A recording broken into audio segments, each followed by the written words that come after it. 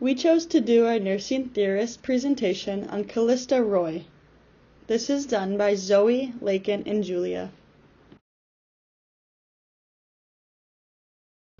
When looking into the professional history of Calista Roy, we found that she is a highly regarded nurse theorist, educator, researcher, and writer, best known for developing the Roy adaptation model of nursing. She began her journey in 1963, graduating with a bachelor's degree in nursing from Mount St. Mary's College in Los Angeles. By 1966, she earned her master's degree in pediatric nursing at UCLA. And later, in 1977, she completed the PhD in sociology with a focus on social psychology, also at UCLA. Throughout her career, she served as a dedicated nurse educator, researcher, and a prolific writer, leaving a lasting impact on the nursing profession. When looking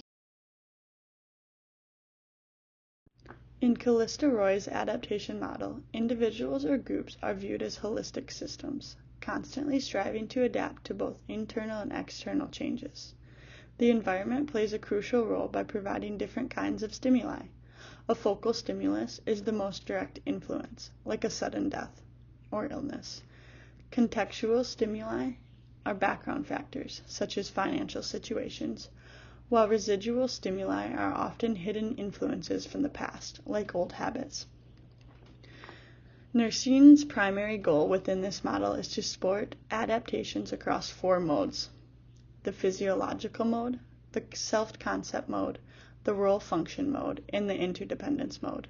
The focus is on helping individuals effectively cope with these environmental demands, while nursing itself serves as the guiding force that promotes and strengthens the adaptive process.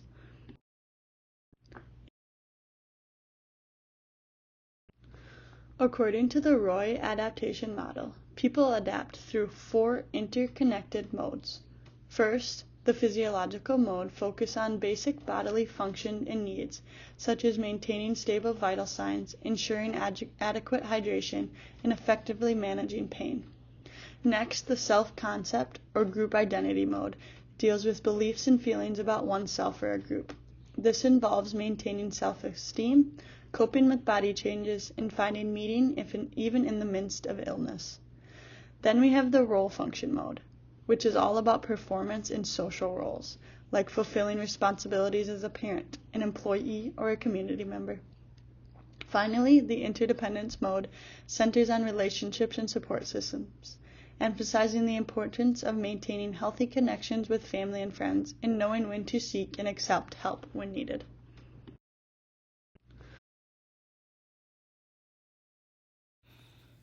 Next, we're going to talk about the influence on the nursing profession that the adaptation model has had. So the adaptation model has significantly enhanced the field of nursing by helping emphasize a holistic approach to patient care. It addresses not only the physical needs of the patients, but also focuses on their emotional, social, and spiritual well-being.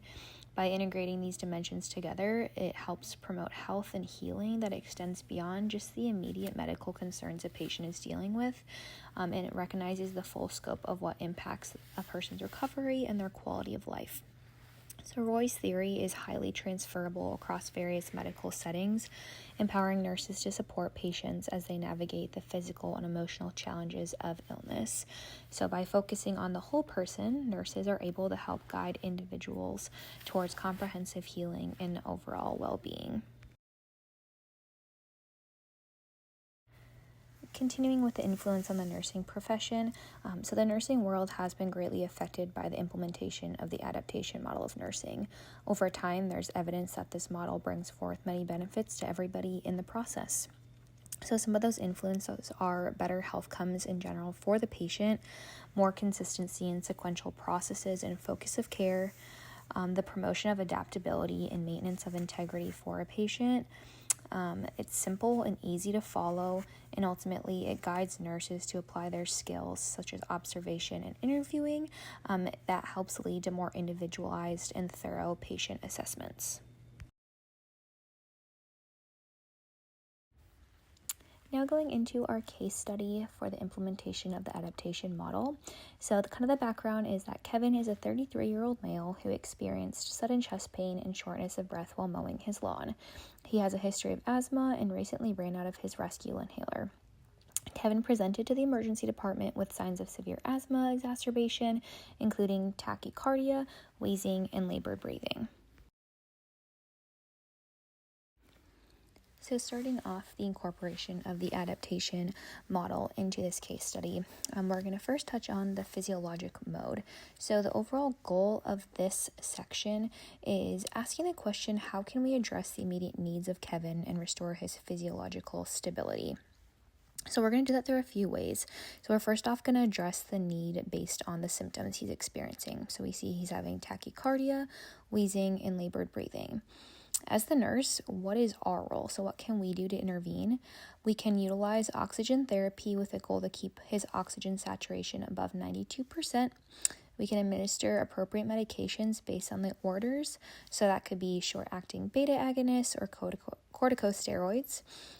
Education on the use of his inhaler, as well as ongoing monitoring of his heart rate, oxygen saturation, and respiratory status. So ultimately, the last thing in this physiologic mode section is, what do we hope to see? So we hope to see an increase in respiratory function and prevention of future exacerbations through education and medication adherence.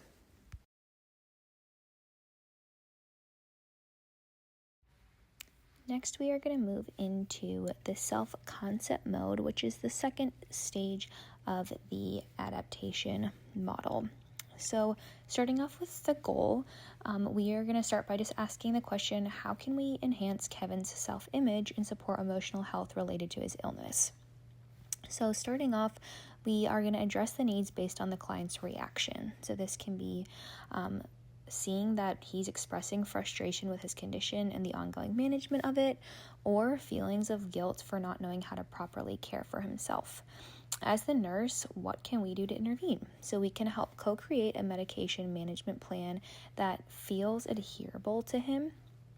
We can reinforce the necessity for proactive efforts on his end, and we can also encourage journaling or talking with a professional about the mental toll that the condition has. And lastly, education. That's always going to be number one. What we hope to see as the outcome of the self-concept mode is overall increased confidence in the control and management of his condition. So next we're going to move on to the role function mode.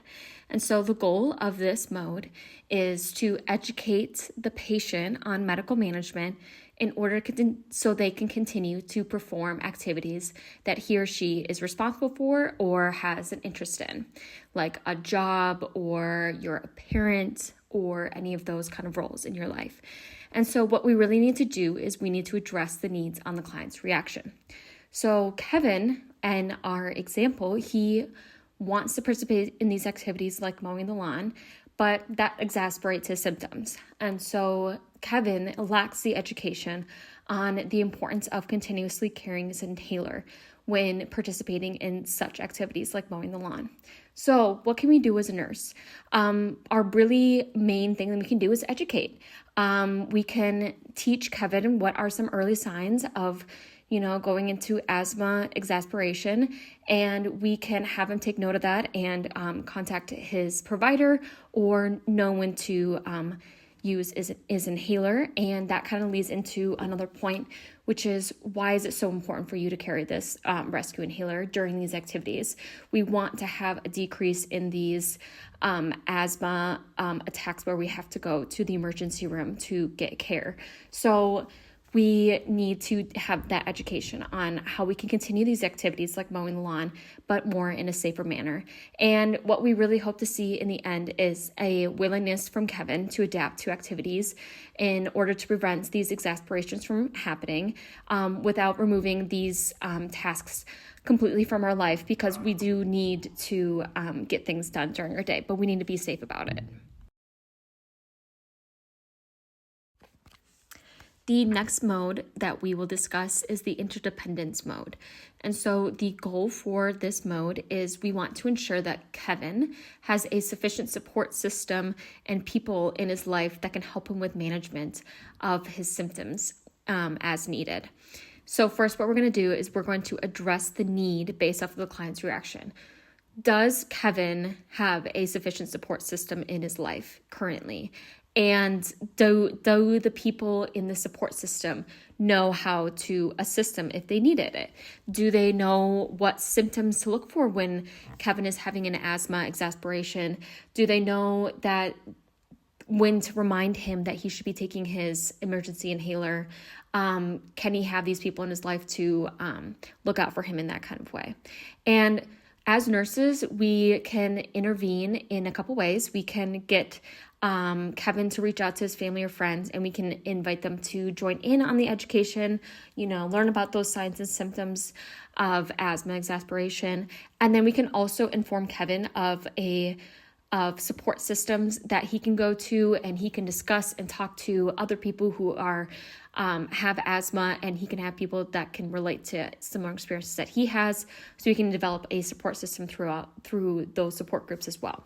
And what we really want to see is that Kevin can walk away feeling that he has support from family, friends, and also potentially a group of individuals that are undergoing a similar experience as he has.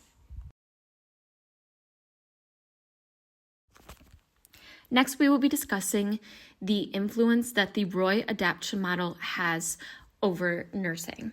So the first and foremost, the Roy adaptation model emphasizes the importance of building a self-confidence in the individual, in the patient themselves, and also in their cares, having them leave your care with the knowledge and the preparation that they can take care of their medical needs on their own. And another point is that they also have a more consideration over the patient's mental health and well-being, because they see it as the Roy adaptation model points out that your physical well-being is just as important as your mental health well-being.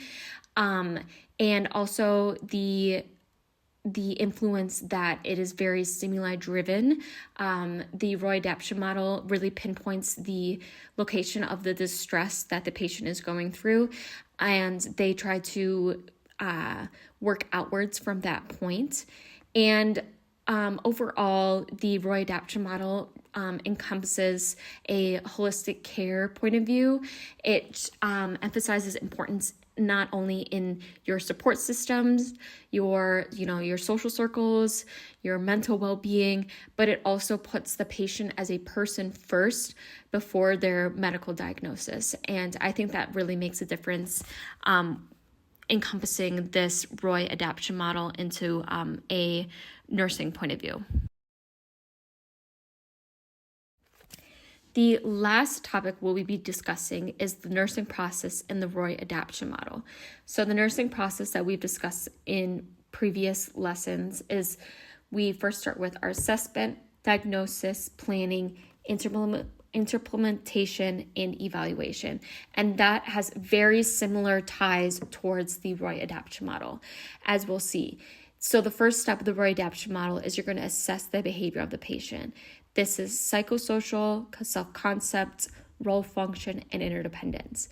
The second step is we're going to assess the stimuli. This includes the focal, contextual, and residual stimuli. The third step is we're going to have our nursing diagnosis. And this is when we're going to identify the behavior and define the problem that requires a solution.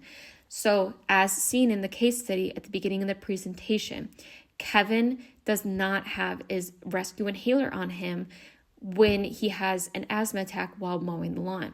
So we see the behavior of not picking up our medication, and we see that the problem then is that we do not have our rescue inhaler when needed, and thus resulting in us having a asthma exacerbation episode and requiring us to go to the ED.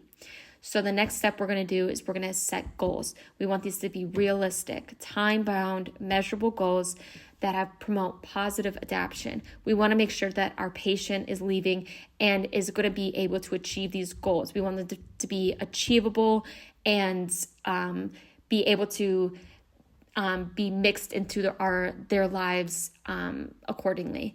And the next step is going to be intervention. We're going to be focusing on managing that stimuli and still promoting those positive behaviors to implement them into our daily lives. And then the last step is going to be our evaluation. And this is when we're going to see our effectiveness of promoting adaptation and really hitting those goals.